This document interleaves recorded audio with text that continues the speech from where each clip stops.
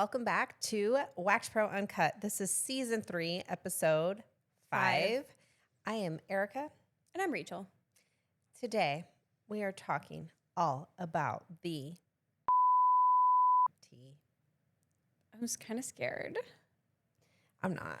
I know, this is the difference in Erica and I, where she's like, I don't fucking care, let's go. And I'm like, yeah. Wait, no, I'm scared. I texted her, I don't know, a couple weeks ago. It was like almost midnight. And I'm like, I'm having second thoughts about doing this episode. She's like, why? I don't know. I'm just afraid that I'm going to get like struck down By from the whom? heavens. I don't know.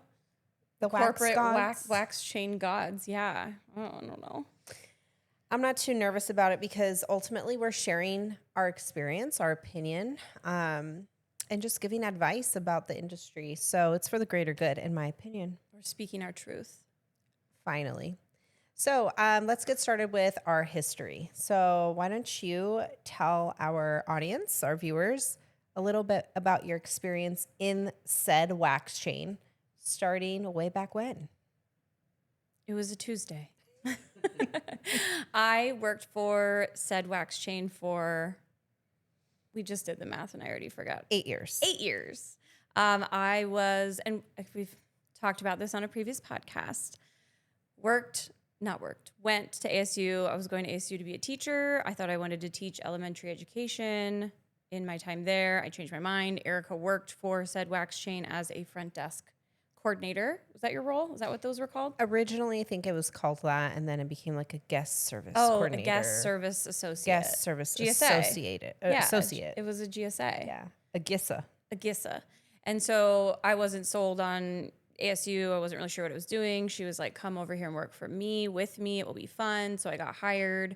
And I was still going to ASU, but then once I got hired at the wax chain, I decided I'm going to take a break from ASU and go to aesthetic school.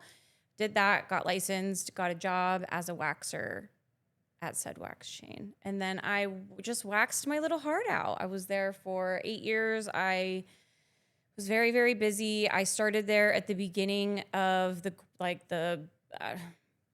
blow up of said wax chain. It was really mom and pop, not super corporate. There weren't a ton of locations.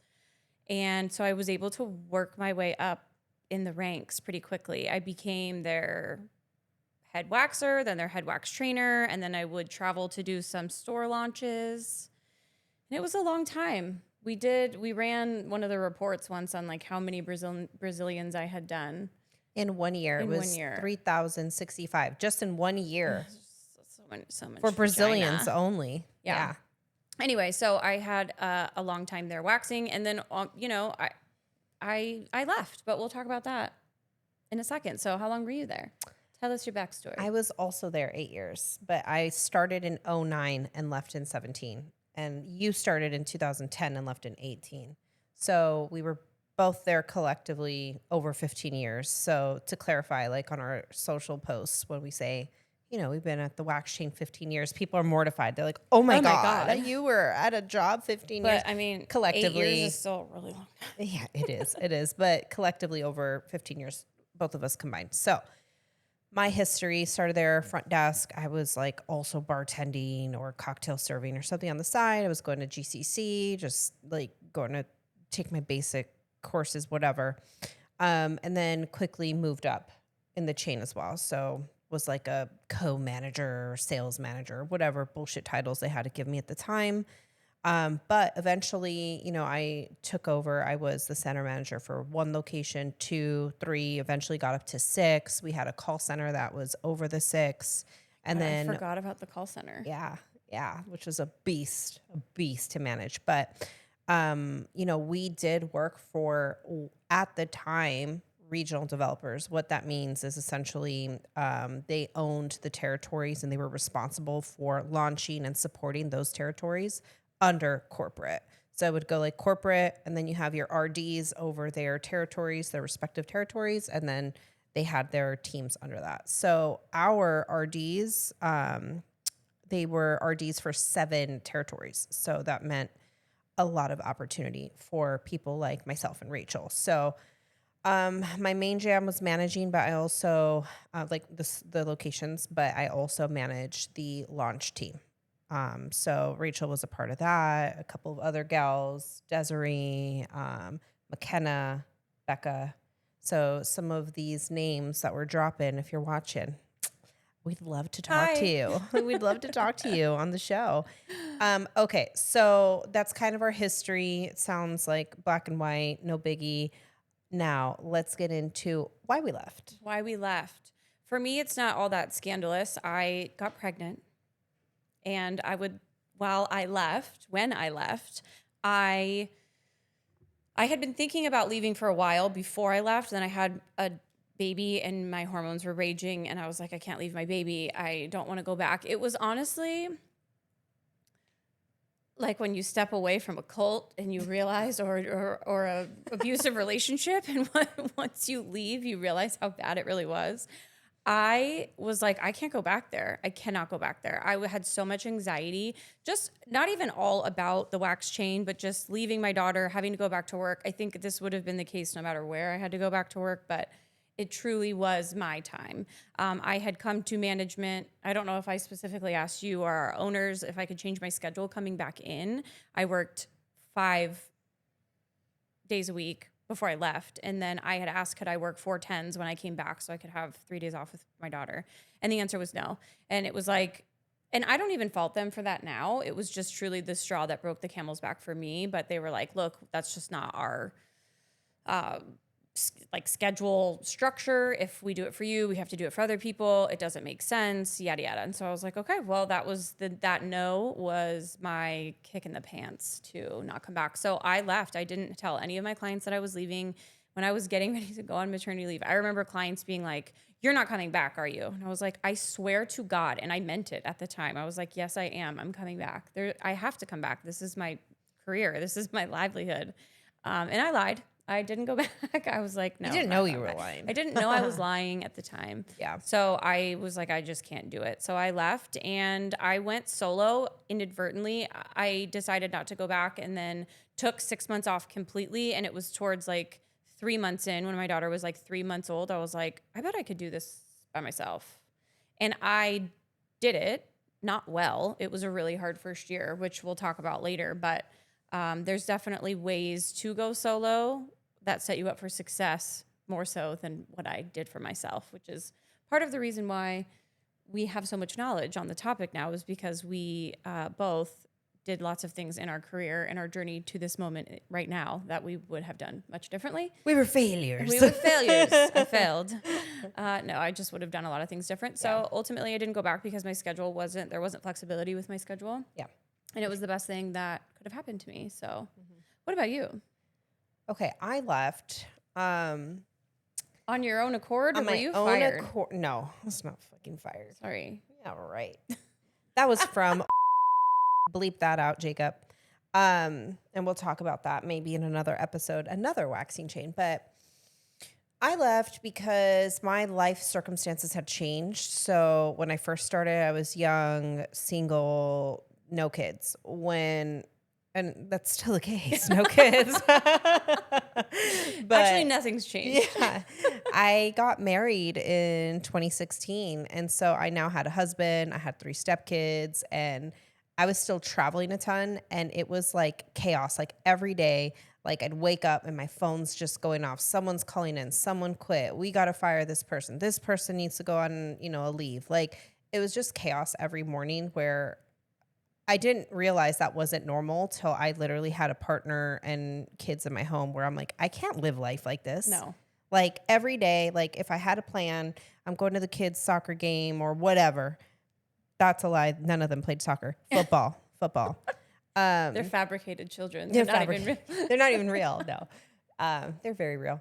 But I literally could not follow through and be a step parent. I could not pick them up from school sometimes. I could not like show up to parent teacher conference. And I felt very left out of the dynamic of like, this is my family now. And I can't even be a part of it because my career is like insane.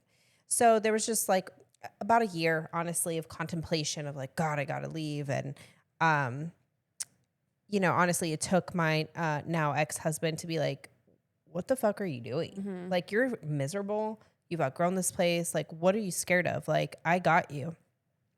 And honestly, if I didn't have that support, there's no way I would have done it because Mhm. I needed someone to say, I've got your back. Like, I'll help you. We'll take care of bills. We'll do what we got to do. So it's like, all right. I remember I had a bottle of Cabernet. I was sitting there. I wrote up my resignation letter. This is pre chat GPT. So it was very, From the very heart. hard. Yeah. It was very hard to write. It took a long The time. wine had nothing to do with it. Absolutely not. And so I finally hit send, and sidebar, like my boss at the time, we had a very, very good relationship, so I thought, but I was ignored for almost a week after I sent in that letter, and it Oh was my just like God. really chaotic. Like I'd go into work and I'm like, Does he is know? yeah, and he was just like ignoring me. So it was just like the cherry on top where it's like, okay, it's definitely my time to exit. Wait, quickly to stop you. Do you Yeah. know did he know in that week? He had Oh clearly yeah. seen the Yeah, I email had seen and it. he was just playing coy or Yeah, what? well, I think he just didn't know what to do or say, honestly. But, he didn't have a conversation with me like, "Hey, what's going on? I Like, what can received your we letter. I got your letter, or what can we do to keep you, or this is shocking." So, the fact that I didn't get that kind of response is like, "Okay, I'm right.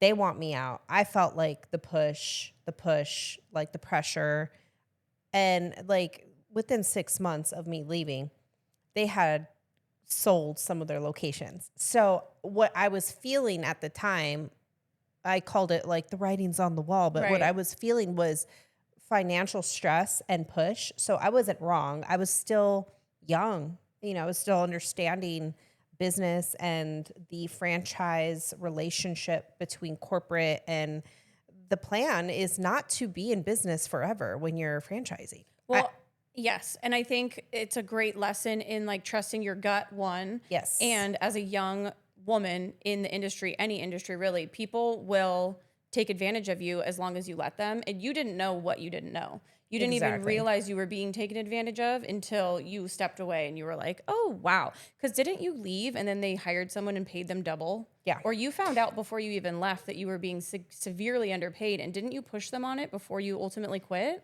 Well, okay, at the time, make no mistake, like I was paid well for at the time, but I was not paid for what I was doing, if that makes sense. Yeah, you were not So, fairly compensated not by for any my means. workload by any means. So, I had hired, and this this is gonna ruffle some feathers on my galleys that were really upset about this hire, but I had hired a man as my replacement who everyone ended up Hating. hating. He was terrible to the girls. This is not me making this up. Like the girls would tell me this is awful.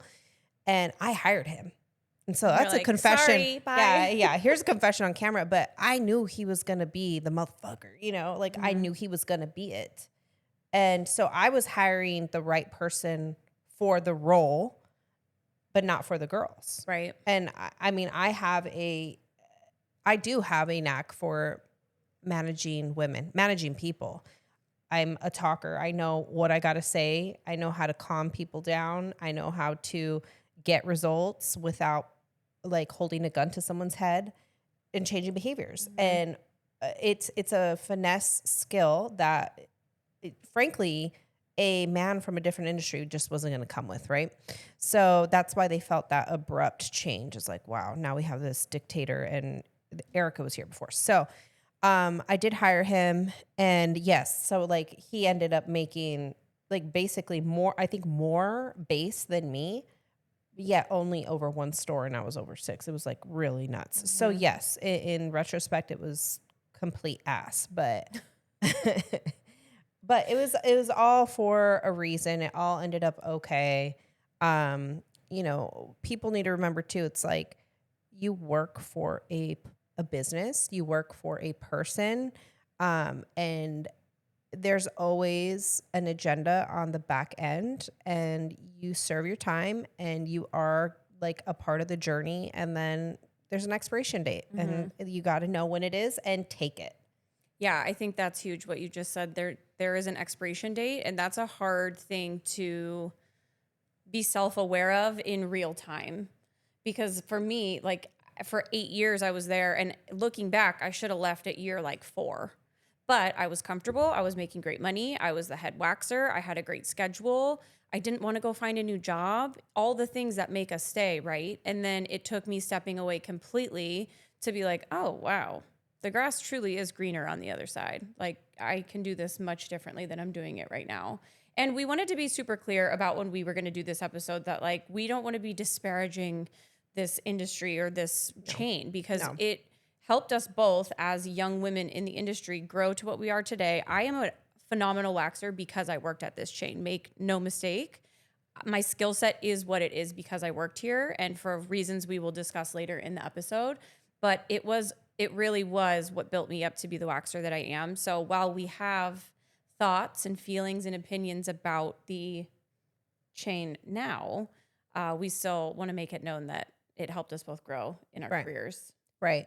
Recently on TikTok, one of our followers was like, how could you have learned anything from them? They're terrible. And frankly, it's you learn whether you like something or don't like something, there's a lesson there. So you either learn, for example, um, maybe a technique or speed, for example, that you do like. And then there might be a pattern that you learn that you're like, I don't like that. But in turn, you still learned Mm-hmm. something, right? Like a different way to wax or a different pattern.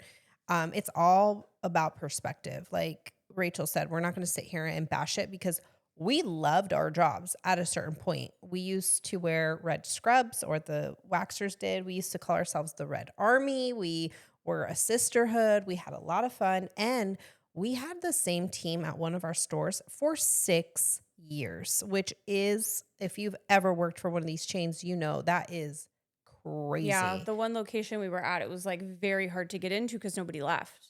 The That's right. turnover at some point, which we'll talk about, became much more rapid. But Yeah. there was a period of time where you couldn't get hired because nobody left. Right. It's pretty crazy, actually. It was a great team. So, okay, let's talk about why this turnover happens sometimes.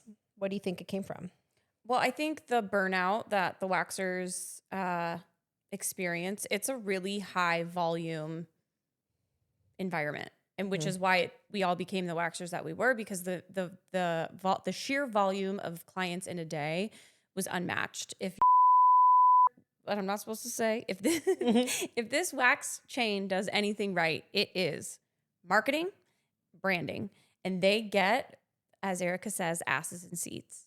Like, there was very rarely a day that I didn't have people on my books.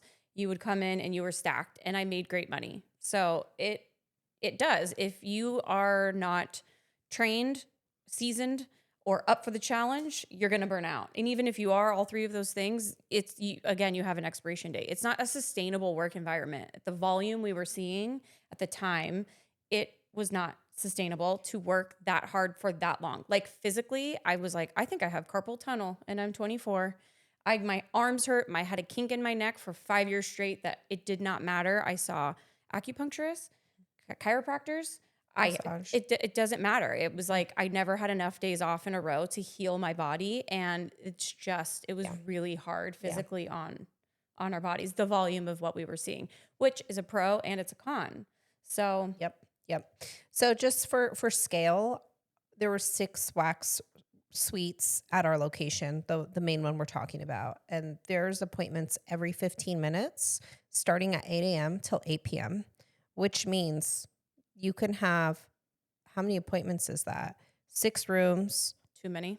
every 15 minutes. So 6 clients every 15 minutes all day long. And Times 6 waxers. times 6 waxers, right? Well, the 6 rooms. And each waxer had a different speed level. So most of our waxers at our location were the top level, which means you could do an eyebrow, lip, nose, stomach strip, Brazilian, inner thigh, and underarms in 15 minutes. Wrap your head around that. So it's crazy to think like the average ticket was $60, but because the volume was there, it was a multi-million-dollar company. Empire. Yeah. Yeah, the amount, just the sheer volume of people coming in was Yeah. crazy. The burnout though, for sure. I mean, no one is meant to work like that. It's like you're a machine. Now, on the other end of it is money. That's why everyone stayed. Everyone was earning well. I mean, I'm not going to sit here and say they didn't earn well. Now, in contrast to working for yourself and the profit, and you work so much less, of course, like working for yourself, you're going to make more money because you're paying yourself, right? I mean, if you manage a good business, but I mean, it just had to be worth it for the waxers. And so there was a pay structure that basically incentivized the waxers if they were fast and hustled. And so they were doing that, but in turn, that's what caused the burnout. So it was like very cyclical.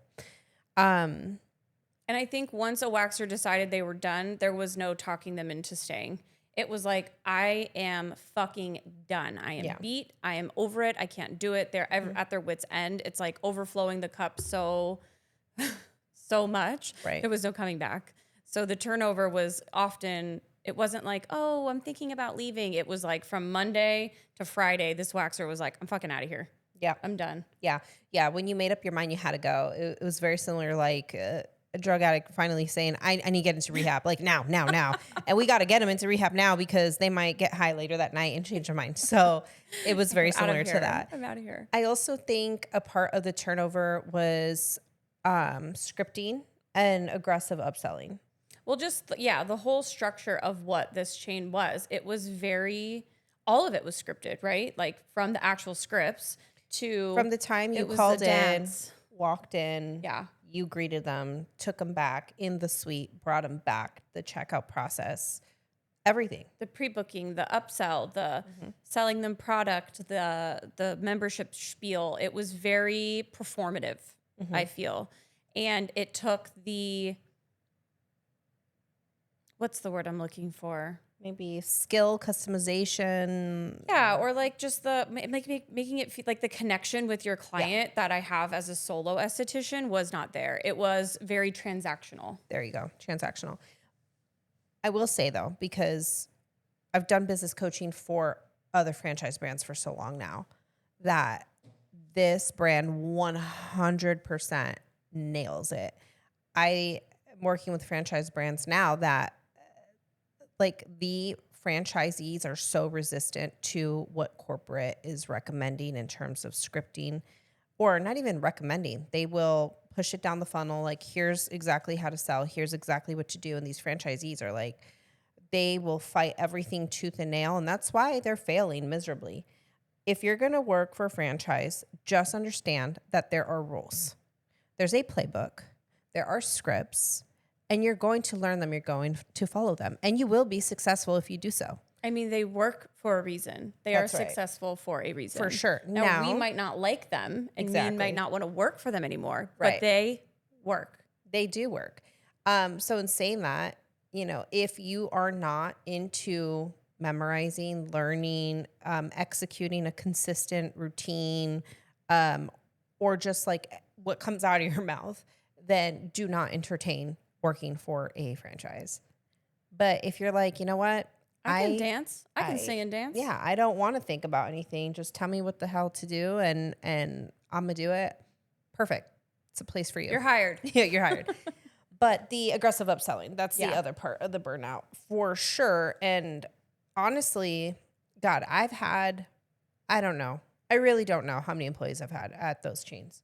I mean, you think about 8 years, 6 stores, the turnover, hire, fire, well over 500, I'm going to guess. I mean, how many did we have just at, one store? Our store, right? A lot. So, God, well over 500. And I am the pusher. I was the pusher. You were the pusher. And I would get it out of people for sure. The upselling, like I would just show them, I'd dangle the dollars in front of them. Like, look, here's a $20 eyebrow, add on a $10 lip. That's $30. Now you're getting tipped 20% off of $30, which is $6, instead of getting tipped, 20% off of $20, which is $4. So you do that all day. You're making an extra blah, blah, blah a week, an extra a month, blah, blah, blah a year. And, just push it. And I'm fucking good at it. Now how it was received. Well, if you like money, you'd be like, all right, I got to do what I got to do. If you were just like, I mean, it's not that big of a deal to me. Like, I rather take care of my client. You probably got fired by me. And so that's where the turnover came from. Is like, you had to come with the DNA of like, I want to get faster. I want to make more money. I want to add on services. I want to be the best. And that's what I look for when I hired people, because I knew you just wouldn't make it. Not under me, at least. I feel like I had some sort of immunity, a shield of protection, perhaps. I was terrible at sales. And not even that I was terrible at sales, I would not do it. I was like, okay, yeah, sure. No, those numbers are great. And the team meetings, that could have been an email. What were those called? They were every Wednesday. No, Wax not Wednesday. No, they had some name. Oh, the strut ones. Strut sessions. My Waxer Wednesdays before strut sessions, they were legit. And then we had even a structured strut session, which it's like that takes away like the management skill, in my opinion. But go ahead. It was just like so, and this isn't even a knock at you or this wax chain. It's like everyone that has ever worked for a company that has a meeting that you feel like could have been an email where you're like, why am I here an hour early or 30 minutes early? And we're doing an icebreaker with girls I've worked with for 6 years. And you're like, please don't make me do this. What do you need to tell me? But on the other side of that, I understand the building the culture, the team, the integrity of the team, and like, you would feed us. And so it's ironic because you said, oh, we were together 6 years, but what kept us together 6 years? not the strut sessions No, our relationships with each other. But I'm like, can we go to happy hour once we did a month instead of the strut session? Let's Let's take this to the every day for several years. No, anyway, what I was saying was I feel like I had some immunity because I had been there so long, and we were going to talk about this later of like the favoritism or the politics. Not like, oh, I was the favorite, but I yielded such high numbers in terms of pre-book like retention, service dollar amount. People really liked me, and I was a trainer. So even though the management was like, you need to sell, and I would be like, okay, I'll try. Even when I didn't meet my numbers, I was never fired. I was never put on probation. I wasn't taken off the schedule. Because you weren't an asshole either. I wasn't an asshole, but there's consequences to not meeting goals, and I somehow escaped those. Gee, I wonder how that happened. But I think when we talk about later the evolution of European Wax Center, what it was when we started versus when we left, we started when it really was more mom and pop. We were one of the very first few stores. It felt like working for just our owners we knew very intimately. They really took care of us. It was definitely a small team. Different business model. Very different business model. And so as it became more corporate and some of these rules and restrictions or expectations came into play, it was hard for someone that like me that had been there from the beginning because I was really resistant. I was like, what? No. Yeah. You know my middle name. You know my favorite color. Like, you can't be mad at me. It was very hard to grow with a company that was like, either keep up or get out. And I kind of just got swept up in it and stayed longer than I should have. And I know it's very different now. Yeah. Yeah. It is very different. It looks different. The branding's different. I mean, when we started, the logo was different. Don't they wear gray now? They wear gray now. We wore red, scrubs, the logo, and also the products. Everything's just different, completely different. And I'm not saying that it's bad. It's just different. And that's what happens when you get major capital is you're able to rebrand. You're able to now source your products from, a much better vendor who has great packaging, right? You're able to do a lot more. And so good for them. Like, that's just the evolution of what happened with the brand. I also think that some of the turnover came from memberships, packages, having to push those, the sell. Even if you guys as waxers weren't selling that directly, your clients would get tired of it, and then we'd lose clients over that, which in turn would piss you guys off. And I think that also contributed to some turnover. I could be making that up, but... Well, let me ask you this. How often would clients complain about the sell? Would you get that feedback at the front desk of like a person a day, realistically? Of like, what would they say? I don't want to be sold to every time. Like, you would put I know notes in their account, right? Like, do not sell I know. To them. I've got 4 left. Like, why are you trying to sell me? I still have 4 left on my account. Like, for sure. for So sure. there was some pushback from the clientele. Yeah. And rightfully so. I mean, I'm a consumer. I'd be like, why are we talking about this? I have 7 passes left. Like, right? Just because there's a sale and you need to get your commission and they're pushing it. And I'm like, okay, but I don't have another $600 to give to you today. Like, Mm-hmm. no. And yeah, I would feel like I would hear from the waxers the complaints like, hey, my client didn't want to say anything, but they're like, yeah, they feel pushed every time. Yeah, it's a lot to be sold to aggressively. Yeah. And especially if you're not someone that's very good at saying no. Yeah. I hate being sold to. When I go to the car wash and I have a chip in my windshield and they're like, you want to get that fixed today? And I'm like, I'm a nanny. This isn't my car. Like, Do you lie? Swear to God, I lie. Oh my God. And my husband's like, who the fuck cares? Tell them you're not interested. I'm like, I don't know how. You just say, no, No. thanks, pal. That's what I say. It's like this. Do your mouth like this. No. They're like, do you want to get a membership? You're here every They're week. like, hey, do you want to buy a franchise for Jackson's Car Wash? And I'm like, okay. Where do I Move some sign? money around. Yeah, Like, yeah. I just can't say no. So if Yeah. you're someone that can't say no, then it's very, very hard to be sold to all the time. Right. But I know, like, if we had a client, like if I was out and one of my regulars would like see somebody else or a newer waxer, that I remember specifically, there would be notes in certain clients' files or pop-up notes of like, do not sell to so-and-so, so-and-so. And a new waxer would get them and they're just doing their job. They're going through the spiel and walking them to the retail wall. And the client would be like, ugh, like throw a huge fit about like, What'd don't you I know? say? Yeah. Yeah, I don't buy here. And I'm like, oh, this poor new girl is like, oh my God, I'm just doing my job. So Right. sorry. Forgive me. Forgive me. But to be back on track with our questions. So the pay structure, you spoke about it briefly before. Yeah. Do you feel like it was fair? As a waxer, I mean, now, like you said, after leaving and knowing what I could make as a solo waxer, I could make similar money working half as hard on my own now because I'm taking away a higher percentage of my money. Yeah. But at the time, I think that it was a pretty fair pay structure. We were bonused really well, and it really did feed the if you work hard, you'll make good money. And if you met these retail goals and your service dollar goals, which is what I met because I didn't sell, but I did wax my heart out, I would meet these goals, and it would be the bonuses were pretty significant.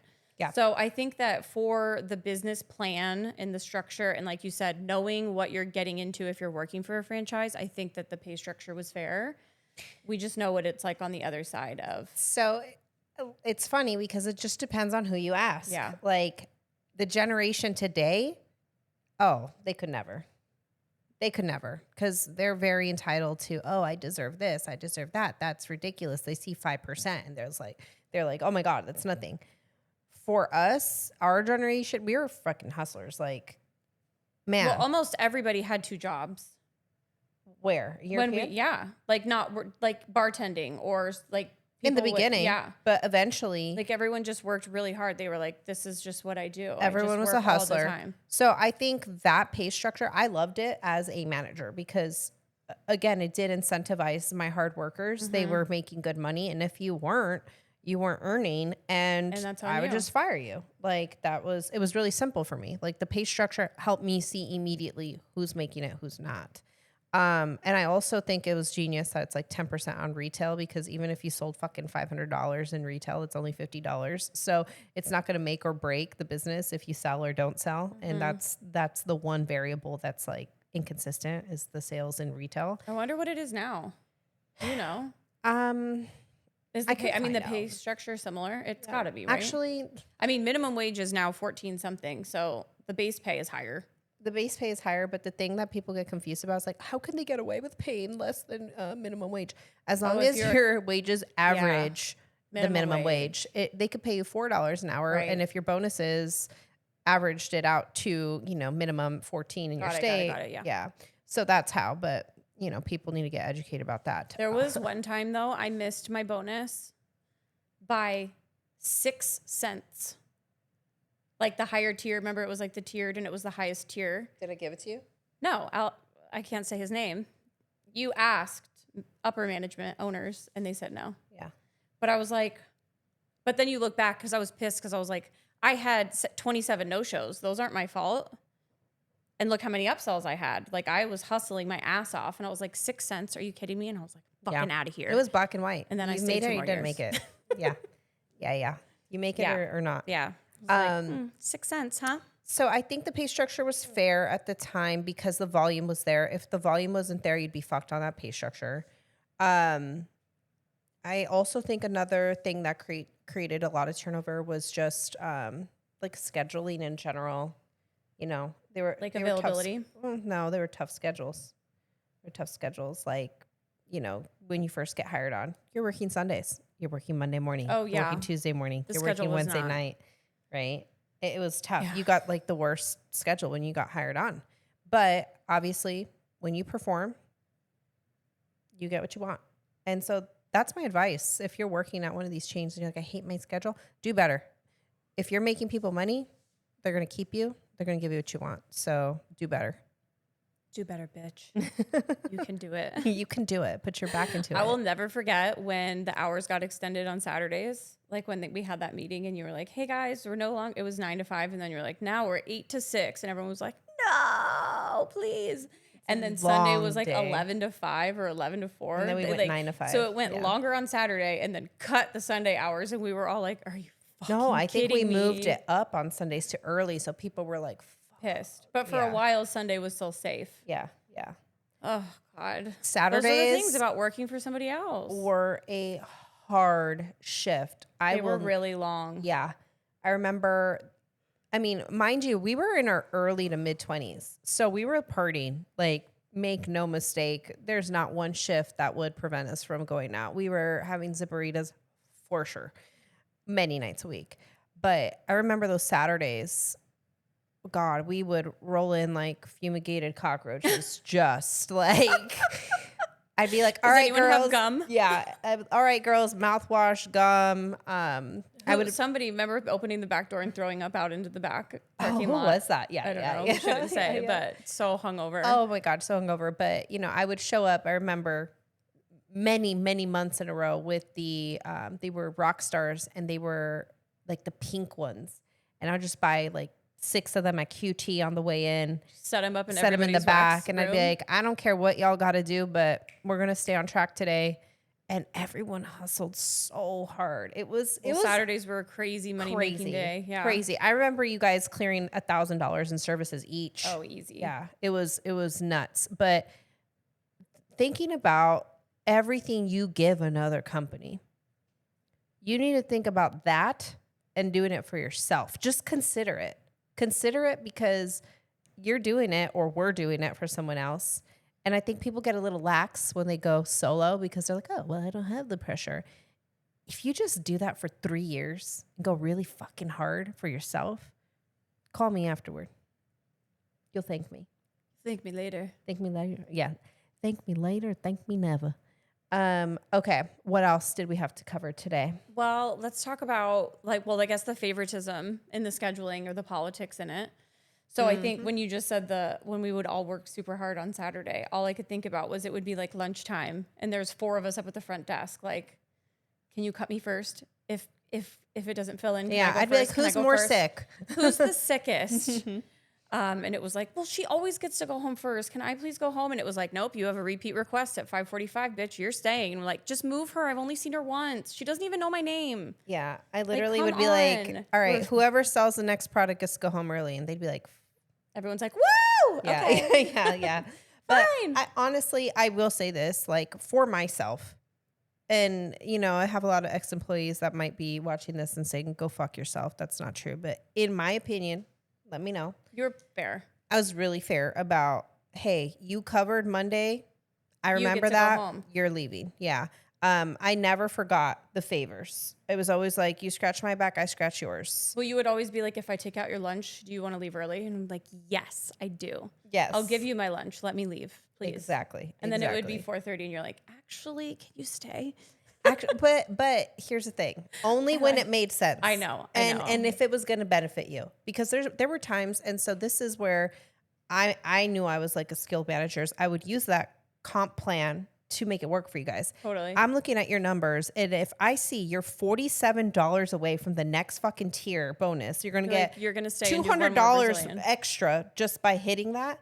I'd be like, dude, you'd be stupid not to take this Brazilian. Like, let me help you. So it was, scratch No, my I back, know. scratch yours type of deal. But I think you nailed it earlier with the scheduling was pretty fair. It was like you start out, you have the worst shifts, you work hard, and then when someone leaves, you get to pick and choose kind of what your schedule turns into. I think it was pretty fair in that way. Yeah. But there's a lot of negotiating. Like, hey, look, I know you've been trying to drop your Sunday. I need someone Monday morning. Like, that's not ideal, but Will you do it? Will you do it? Because obviously I could give you the Sunday drop. And so it's just about having the relationship with your team to understand, like, all right, we can't always, have wins, but take the little wins while you can. Yeah.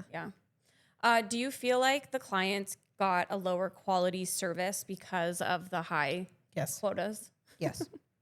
I mean, now that I've been waxing for 5 years, 100%. 1,000%. Now, I still do a Brazilian in 15 minutes, but I'm not double booking a million things on top of it. Correct. It's the double booking and the insisting on everyone being red level when it just really doesn't make sense. Right. It's And I not. will say this, I know most locations actually went away from pushing red level. Oh, did they? Yeah, I've heard that's a culture shift.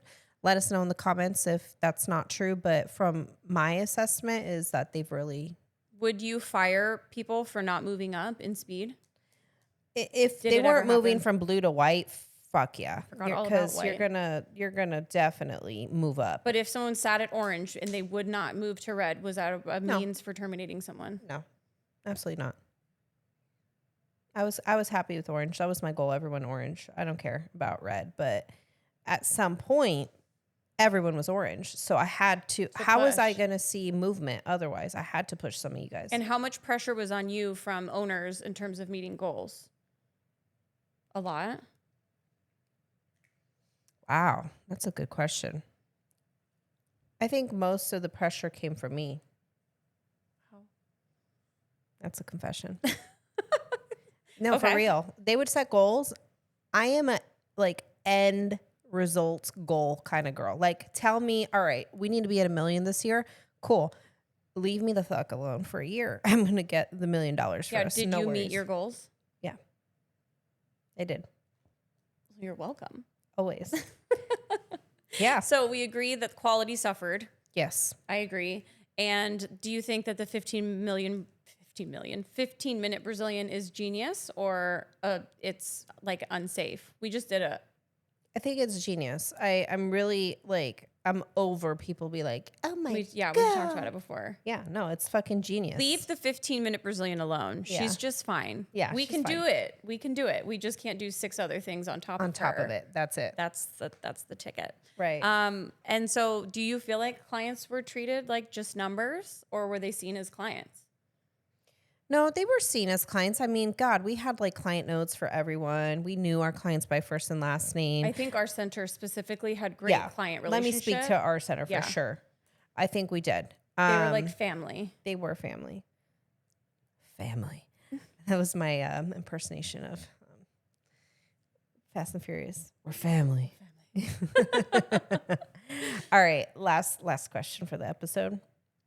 Was there drama between waxers and management? For sure. Wow, I that didn't was a even part of- fucking finish the question. I could just remember certain managers that like girls would have a problem with. I mean, there were a couple just problematic waxers over the course of the time I was there that it didn't matter who the manager was, not you, but like the person below you, that they would just butt fucking heads with no matter what. And it was like the manager didn't like said waxer, so she was in room 6. And then that waxer's like, fuck her. She always puts me in room 6. Like, Just so you guys know, room 6 was the only room that was flipped the other way. the layout was different and it was hot. It was wasn't hot. as hot. It It was was hotter in there. I could never put you in there now. Hell no, I'm You'd so kill me. hot. I would beg for room 1 because you had control. It was the coldest room, the closest walk. Yeah. Then I got pregnant and I got to be up front because I didn't have to waddle down the hallway.